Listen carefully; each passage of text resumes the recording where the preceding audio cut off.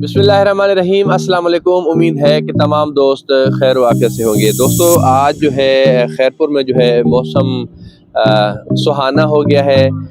बादल छाए हुए हैं हर तरफ। यहाँ पर जो है खैरपुर हो, कोटीजी हो, नारा, ठरी मीरवा, फैज़गंज, सोबो डेरो, पीर जो गोट, गम्बट समेत आसपास के जो इलाके हैं वहाँ पर जो है सुबह से कहीं पर हल्की तो कहीं पर तेज़ बारिश हुई है। बारिश के बाद जो है सर्दी की जो शिद्दत है उसमें जो है इजाफा हो गया है। ये अफसोस है कि बारिश के बाद जो मजदूर तबका है वो जो है परेशान है, क्योंकि दिहाड़ीदार लोग हैं वो काम नहीं कर रहे हैं। यहाँ पर जो है रेड़े वाले हैं उन्हें मुश्किलात का सामना है, या जगहों पर काम करते हैं उन्हें जो है मुश्किलात का सामना करना पड़ रहा है। ताम यहाँ पर जो है बारिश के बाद जो है मौसम जो है इंतहाई तौर पर सुहाना हो गया है। सर्दी की शिद्दत भी है उसमें जो है काफ़ी हद तक इजाफा हो गया है।